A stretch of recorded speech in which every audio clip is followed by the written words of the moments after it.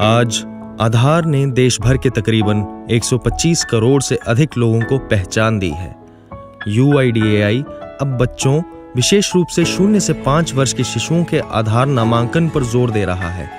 इसको ध्यान में रखते हुए UIDAI ने 0 से 5 वर्ष की आयु वर्ग के बच्चों में नामांकन के लिए विशेष रूप से उपयोग किए जाने के लिए एक एंड्रॉइड टैबलेट आधारित एप्लीकेशन तैयार किया है, जिसे कहा जाता है child enrolment light client CELC। आज अभिभावकों को अपने बच्चों के आधार नामांकन के लिए लंबी कतारों में नहीं लगना पड़ता। UIDAI ने टैबलेट के माध्यम से सरल प्रक्रिया तैयार की है, जिससे 0 से 5 वर्ष के आयु वर्ग के बच्चों का आधार नामांकन सरल और सुविधाजनक हो गया है। माता पिता दोनों में से किसी एक के आधार नंबर और बच्चे के साथ रिश्ते के प्रमाण के साथ माता पिता अस्पतालों और आंगनवाड़ी केंद्रों में बच्चों के आधार नामांकन की सुविधा का लाभ उठा सकते हैं। 0 से 5 वर्ष के आयु वर्ग के बच्चों के बायोमेट्रिक्स यानी फिंगरप्रिंट्स और आइरिस कैप्चर नहीं किए जाते। हरियाणा, हिमाचल प्रदेश और केंद्र शासित प्रदेश चंडीगढ़ में नवजात शिशुओं को जन्म इकाइयों में ही आधार नामांकन की सुविधा प्रदान की गई है। इसको आधार लिंक्ड बर्थ रजिस्ट्रेशन कहा जाता है। यह कार्य स्वास्थ्य और परिवार कल्याण विभाग द्वारा किया जा रहा है। आंगनवाड़ी में छोटे बच्चों के लिए महिला और बाल विकास विभाग के आंगनवाड़ी कार्यकर्ता ये कार्य करते हैं। ये कार्यकर्ता UIDAI द्वारा प्रमाणित एवं प्रशिक्षित हैं। UIDAI सफल आधार जनरेशन पर इन विभागों को तय राशि प्रदान करता है। बदले में ये विभाग आधार ऑपरेटरों को प्रोत्साहन राशि प्रदान करके प्रोत्साहित करते हैं। अब हम सीखेंगे कि CELC कैसे काम करता है। सबसे पहले CELC ऐप का उपयोग करने के लिए पूर्व आवश्यकताएं होती हैं, जैसे कि इसे टैब एवं एंड्रॉयड मोबाइल में इंस्टॉल किया जा सकता है। UIDAI द्वारा स्पेसिफाई किए गए टैबलेट्स हैं जिनमें फिंगरप्रिंट डिवाइस पहले से लगा हुआ है। इसके अलावा किसी भी एंड्रॉयड टैबलेट के साथ सिंगल फिंगरप्रिंट डिवाइस जो CELC के लेटेस्ट वर्जन के साथ कंपैटिबल हो, यूज किया जा सकता है। इसी तरह कुछ एंड्रॉयड फोन के साथ भी सिंगल फिंगरप्रिंट डिवाइस को अटैच करके CELC का उपयोग किया जा सकता है। एनरोलमेंट एजेंसी में नियुक्त ऑपरेटर का सर्टिफाइड होना अनिवार्य है एवं ऑपरेटर के आधार में उनका मोबाइल नंबर रजिस्टर होना चाहिए। अच्छी इंटरनेट कनेक्टिविटी से बेहतर काम किया जा सकता है। इसके अलावा ऑपरेटर को खास ध्यान रखना है कि CELC का उपयोग करते समय नामांकन के लिए आए बच्चे की आयु 5 वर्ष से कम होनी चाहिए। बच्चे अपने माता या पिता के साथ होने चाहिए, ना कि किसी अभिभावक के साथ। माता पिता का वैध आधार या प्रूफ ऑफ रिलेशनशिप दस्तावेज होना चाहिए। CELC ऐप को डाउनलोड कैसे करें? CELC को डाउनलोड करने के 4 तरीके हैं: USB द्वारा, ईमेल द्वारा, WhatsApp द्वारा एवं Google ड्राइव द्वारा। डाउनलोड करने के बाद इंस्टॉल आइकन पर क्लिक करें। इंस्टॉलेशन प्रक्रिया पूरा होने के बाद CELC आइकन प्रदर्शित होगा, जो कुछ इस तरह दिखेगा। CELC आइकन पर क्लिक करते ही एप्लीकेशन को मीडिया फाइल्स एवं डिवाइस लोकेशन एक्सेस करने की अनुमति दें। अलाउ पर क्लिक करें। ऐसा करते ही एक नई विंडो खुलेगी, जिसमें registrar code, EA code, station ID, location ID, user name और पासवर्ड भरने को कहा जाएगा। ये सारी जानकारी आप टेक्निकल ऑफिसर से प्राप्त कर सकते हैं। EA कोड, यूजर नेम और पासवर्ड भरने पर आपके टेक्निकल ऑफिसर के मोबाइल पर एक OTP भेजा जाएगा। साथ ही स्क्रीन पर OTP वेरिफिकेशन विंडो खुलेगी। आपके टेक्निकल ऑफिसर के पास आया OTP लेकर इस OTP विंडो में दर्ज करें। उसके बाद वेरीफाई OTP पर क्लिक करें। वेरीफाई OTP पर क्लिक करने पर 2 संभावनाएं हो सकती हैं। पहली, आपको ये एरर दिख सकता है, station ID block due to security reasons. ऐसी स्थिति में L2 रजिस्ट्रेशन के लिए अपने टेक्निकल ऑफिसर से संपर्क करें। दूसरी स्थिति में ऐड ऑपरेटर लिखित विंडो खुलेगी। CELC ऐप को USB डिवाइस एक्सेस करने की अनुमति दें। ओके पर क्लिक करें। ऐसा होने पर आपकी L2 रजिस्ट्रेशन भी संपन्न हो चुकी है। इसके बाद ऐड ऑपरेटर विंडो में ऑपरेटर का नाम, ऑपरेटर का आधार, ऑपरेटर को टेक्निकल ऑफिसर द्वारा दिया गया यूजर कोड भरकर टैबलेट से जुड़े सिंगल फिंगरप्रिंट डिवाइस पर अपने अंगूठे से बायोमेट्रिक ऑथेंटिकेशन करना होगा। ऑथेंटिकेशन सक्सेसफुल होने पर ऐड ऑपरेटर पर क्लिक करें। लैंग्वेज सेटिंग के लिए एक पॉपअप विंडो खुलेगी। अब ओके पर क्लिक करें, जिसके बाद होम पेज खुलेगा। होम पेज में ऑपरेटर 8 आइकन्स देख सकता है। Enrolment, operator, upload, settings, find Aadhaar, BRN push, mobile update, MOU list. आइए इन सब आइकन्स के बारे में विस्तार से जानें। इन सब आइकन्स में सबसे ज्यादा महत्वपूर्ण है सेटिंग्स। सेटिंग्स पर क्लिक करते ही एक नई विंडो में ऑपरेटर का आधार नंबर ऑटो पॉपुलेट होगा। बायोमेट्रिक कैप्चर के लिए ओके पर क्लिक करें। टैब से जुड़े सिंगल फिंगरप्रिंट डिवाइस द्वारा अपना बायोमेट्रिक ऑथेंटिकेशन करें। फिर लॉगिन पर क्लिक करें।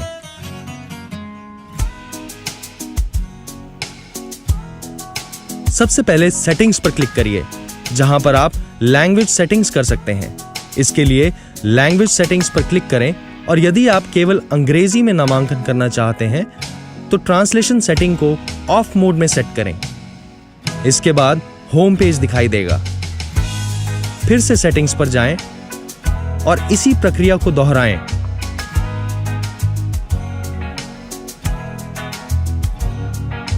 इसके बाद स्क्रीन पर दिख रहे ऑपरेटर सिंक आइकन पर क्लिक करें। इसके द्वारा UIDAI डाटाबेस के साथ ऑपरेटर सेंटर की डिटेल्स सिंक होती हैं। इसलिए प्रतिदिन एक बार ऑपरेटर सिंक करना अनिवार्य है।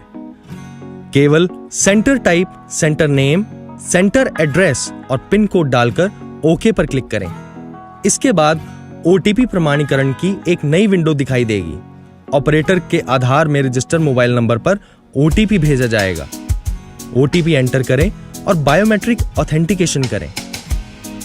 ऑपरेटर सिंक संपन्न होने पर होम पेज दिखाई देगा। फिर से सेटिंग्स पर जाएं और बायोमेट्रिक ऑथेंटिकेशन करें। इसके बाद सेटिंग्स एरिया में क्लाइंट सिंक पर क्लिक करें। इसके द्वारा UIDAI डाटाबेस में ऑपरेटर द्वारा की गई एनरोलमेंट्स एवं एनरोलमेंट करते समय अपलोड किए गए डॉक्यूमेंट्स सिंक होते हैं। यदि कोई डॉक्यूमेंट खराब इंटरनेट कनेक्टिविटी की वजह से या किसी और कारणवश अपलोड ना हो पाए तो इस स्क्रीन पर अनअपलोडेड पैकेट्स में देखा जा सकता है। इसलिए क्लाइंट सिंक प्रतिदिन किया जाना चाहिए। आइए अब जानते हैं होम पेज पर दिए पहले आइकन एनरोलमेंट के बारे में। एनरोलमेंट यानी कि नामांकन। नामांकन 2 तरीके से हो सकता है। पहला, बर्थ रजिस्ट्रेशन नंबर या बर्थ एप्लीकेशन नंबर के साथ। दूसरा, बर्थ रजिस्ट्रेशन या बर्थ एप्लीकेशन नंबर के बिना। सबसे पहले होम पेज पर एनरोलमेंट आइकन पर क्लिक करें। यदि बच्चे का बर्थ रजिस्ट्रेशन नंबर उपलब्ध है या फिर बच्चा पहले से CRS सॉफ्टवेयर में रजिस्टर्ड हो तो यस पर क्लिक करें और बच्चे का बर्थ रजिस्टर्ड नंबर डालें। इसके बाद सबमिट बटन पर क्लिक करें। ऐसा करते ही CELC बच्चे का नाम, जन्म तिथि, लिंग और बच्चे के माता पिता का आधार जैसी जानकारियों का स्वचालित रूप से विवरण प्राप्त कर लेता है। माता पिता का मोबाइल नंबर दर्ज करें। नामांकन पावती की जानकारी और साथ ही आधार की सभी स्थिति की जानकारी इस मोबाइल नंबर पर भेजी जाती है, क्योंकि पावती पर्ची का प्रिंटआउट बच्चे के माता पिता को नहीं दिया जाता है। इसके बाद कैप्चर फोटोग्राफ पर क्लिक करें। केवल हॉरिजॉन्टल यानी क्षैतिज स्थिति में बच्चे की तस्वीर कैप्चर करें। सुनिश्चित करें कि बच्चे का केवल चेहरा आ रहा हो। यदि बच्चे के साथ माता पिता का चेहरा कैप्चर है तो इससे नामांकन रद्द हो जाएगा। और ऑपरेटर की ओर से त्रुटि मानी जाएगी। सुनिश्चित करें कि बच्चे की तस्वीर कैप्चर करते समय बच्चा स्वयं उपस्थित हो और फोटो से फोटो ना ली जाए। इसके बाद लिस्ट ऑफ डॉक्यूमेंट पर क्लिक करें। पॉपअप स्क्रीन में दस्तावेजों की सूची से दस्तावेज का चयन करें और क्लाइंट द्वारा दिए गए दस्तावेज की तस्वीर कैप्चर करें। कृपया सुनिश्चित करें कि दस्तावेज पढ़ने योग्य होना चाहिए। यदि पढ़ने योग्य ना हो तो दोबारा कैप्चर करें।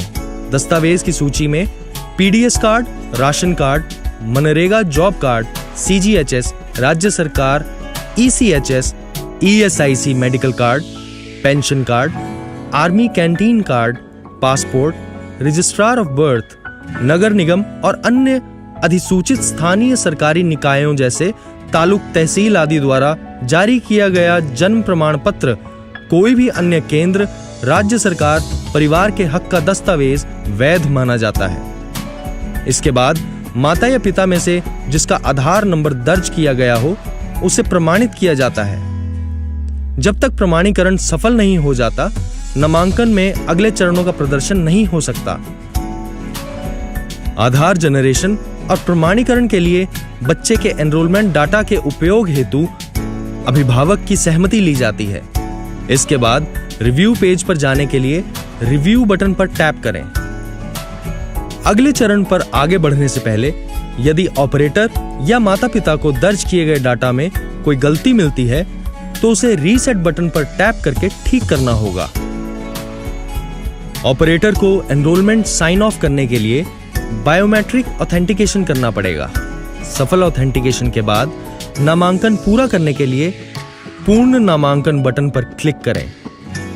नामांकन सफलतापूर्वक पूरा होने के बाद डाटा स्वचालित रूप से UIDAI डाटाबेस में स्थानांतरित हो जाता है। किंतु यदि खराब इंटरनेट कनेक्टिविटी जैसे कारणों से डाटा अपलोड ना हो पाए तो ऑपरेटर को होम पेज पर दिए अपलोड फंक्शन का उपयोग करके इसे अच्छी इंटरनेट कनेक्टिविटी या सिग्नल जोन में जाकर दोबारा अपलोड करना होगा। आधार की स्थिति बच्चे के नामांकन के समय दिए गए मोबाइल नंबर पर दी जाएगी। आइए अब बात करते हैं बर्थ रजिस्ट्रेशन नंबर के बिना नामांकन कैसे किया जा सकता है। होम पेज में दिए गए एनरोलमेंट आइकन पर क्लिक करें। बर्थ रजिस्ट्रेशन नंबर ना होने पर नो ऑप्शन सिलेक्ट करें। उसके बाद सबमिट दबाएं। नई विंडो में आपसे जानकारी मांगी जाएगी, जैसे बच्चे का नाम लिखते समय किसी प्रकार की उपाधि या शब्द जैसे बेबी, मास्टर, सुश्री आदि का उपयोग नहीं किया जा सकता। संपूर्ण नाम दर्ज करें। यदि बच्चे को नाम नहीं दिया गया हो तो नाम को बेबी वन ऑफ मां का नाम इस रूप में कैप्चर करना चाहिए। जन्मतिथि का चयन पॉपअप कैलेंडर से करें। लिंग, बच्चे का लिंग दी गई सूची से चयनित करें। मोबाइल नंबर, माता पिता का मोबाइल नंबर दर्ज करें। नामांकन पावती की जानकारी और साथ ही आधार की सभी स्थिति की जानकारी इस मोबाइल नंबर पर भेजी जाती है, क्योंकि पावती की पर्ची का प्रिंटआउट बच्चे के माता पिता को नहीं दिया जाता है। माता या पिता का आधार नंबर दर्ज करें। बच्चे के साथ यदि अभिभावक हो तो आधार नहीं बनेगा। चेक बॉक्स में हरे रंग का निशान आधार नंबर की वैधता दर्शाता है। यदि आधार नंबर अवैध हो तो लाल चिन्ह दिखाई देता है। इसके बाद कैप्चर फोटोग्राफ पर क्लिक करें।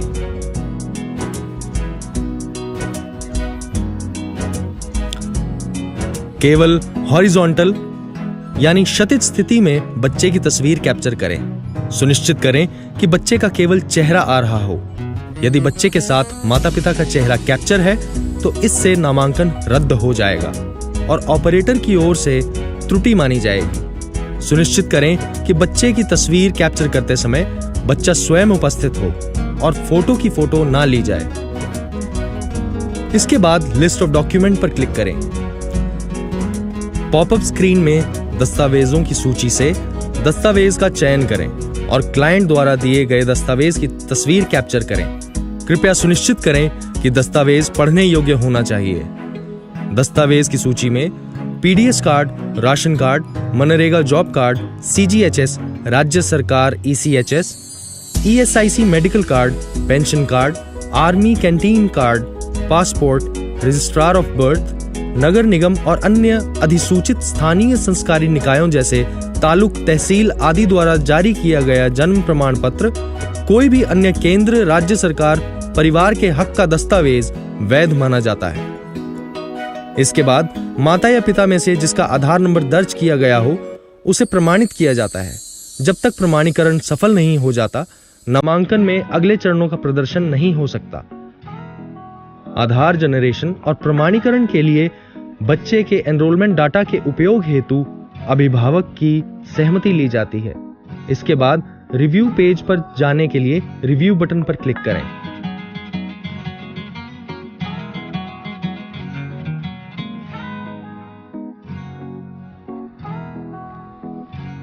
इसके अलावा होम पेज पर अन्य सेवाएं भी उपलब्ध हैं, जैसे मोबाइल अपडेट आइकन, निवासी के लिए बायोमेट्रिक प्रमाणीकरण का उपयोग करके सुरक्षित तरीके से आधार प्रणाली के भीतर अपने मोबाइल को अपडेट करने का एक आसान तरीका प्रदान करता है।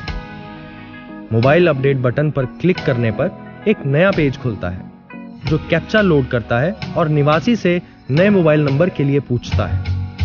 दर्ज किए हुए नए मोबाइल नंबर पर ओटीपी भेजा जाएगा। कैप्चा और नया नंबर दर्ज करने के बाद एक नया पेज दिखाई देगा जिसमें ऑपरेटर को निवासी का आधार नंबर और ओटीपी दर्ज करना होगा। ईमेल आईडी ऑप्शनल है। इसके बाद निवासी के बायोमेट्रिक प्रमाणीकरण के बाद ऑपरेटर बायोमेट्रिक प्रमाणीकरण करेंगे। निवासी डिस्क्लोजर की जांच के उपरांत और सभी विवरण सही ढंग से भरे जाने के बाद नामांकन पैकेट अपलोड हो जाता है और निवासी को अपने नए मोबाइल नंबर पर अपडेट की पावती मिल जाती है। इसका मतलब आधार में अपडेट किया जाने वाला नया मोबाइल नंबर निवासी के साथ होना अनिवार्य है। होम पेज पर जाएं, एमओयू सूची आइकन पर क्लिक करें। यह अनुभाग मोबाइल अपडेट की सूची दिखाता है। नामांकन रिपोर्ट प्राप्त करने के लिए सेटिंग्स पर जाएं और फिर नामांकन रिपोर्ट आइकन पर क्लिक करें। यह अनुभाग किए गए नामांकन की सूची दिखाता है। दिन के अंत में पेंडिंग पैकेट देखने के लिए होम पेज पर दिए गए अपलोड आइकन पर क्लिक करें। उसके बाद पैकेट अपलोड पर क्लिक करें। पैकेट अपलोड नामांकन की सूची दिखाता है जो कि इंटरनेट कनेक्शन खराब होने के कारण सर्वर पर अपलोड नहीं हो सके। अपलोड करने के लिए अपलोड आइकन पर क्लिक करें, जिससे डाटा स्वचालित रूप से UIDAI डाटाबेस में स्थानांतरित हो जाएगा। लंबित पैकेट के सफल अपलोड के बाद फोल्डर खाली हो जाएगा। आप सेटिंग आइकन में जाकर नामांकन रिपोर्ट पर टैप करके जांच कर सकते हैं। इसके अलावा होम पेज पर BRN पुश आइकन पर क्लिक करें। यह सेक्शन वो नामांकन की सूची दिखाता है जो नामांकन के समय RGI सर्वर पर अपलोड नहीं किया गया है। BRN पुश पर टैप करने पर डाटा स्वचालित रूप से RGI डाटाबेस में स्थानांतरित हो जाता है। पुश सफल होने पर फोल्डर खाली हो जाता है। यदि ऑपरेटर को CELC में किसी अन्य ऑपरेटर को जोड़ना या हटाना हो तो होम पेज पर जाएं, ऑपरेटर आइकन पर क्लिक करें। महत्वपूर्ण है कि ऑपरेटर का मोबाइल नंबर आधार से जुड़ा हुआ हो। आइए कुछ जरूरी बातों को दोहरा लें। बच्चे की फोटो केवल टैबलेट की हॉरिजॉन्टल यानी क्षैतिज स्थिति में कैप्चर की जानी चाहिए। जहां तक संभव हो बच्चे के चेहरे की छवि को अकेले ही लिया जाए। नवजात शिशुओं के लिए यह स्वीकार्य है कि बच्चा माता पिता की गोद में बैठा हो, लेकिन यह सुनिश्चित करना होगा कि बच्चे के चेहरे के साथ साथ माता पिता का चेहरा कैप्चर ना हो। बच्चे का चेहरा स्पष्ट रूप से दिखाई देना चाहिए। तस्वीर की गुणवत्ता ऐसी होनी चाहिए कि बच्चा तस्वीर से पहचाना जा सके। 0 से 5 वर्ष की उम्र के बच्चों की फोटो के लिए सफेद या सादा पृष्ठभूमि अनिवार्य नहीं है। सुनिश्चित करें कि बच्चा फोटो कैप्चर करने के समय उपलब्ध हो, ना कि फोटो से फोटो ली जाए। ये दंडनीय अपराध है। माता पिता को वैध आधार और प्रूफ ऑफ रिलेशनशिप दस्तावेज ले जाने चाहिए। सुनिश्चित करें कि कैप्चर किए गए दस्तावेज पढ़ने योग्य हों। दस्तावेज उल्लिखित सूची में दिए गए दस्तावेजों के अनुसार ही होने चाहिए। प्रकाश व्यवस्था ऐसी होनी चाहिए कि बच्चे के चेहरे पर कोई छाया ना हो। CELC ऐप की वर्किंग के दौरान आने वाली प्रॉब्लम्स और उनके समाधान के बारे में जानते हैं। इस टेबल में सबसे पहले टाइप ऑफ एरर है और ये एरर आने के क्या कारण हो सकते हैं एवं इनके समाधान के तरीके विस्तार रूप से दिए गए हैं। CELC ऐप 0 से 5 वर्ष के बच्चों के आधार नामांकन के लिए बेहद सहायक एवं महत्वपूर्ण है। ऐप से संबंधित किसी भी जानकारी के लिए अपने टेक्निकल ऑफिसर से संपर्क करें।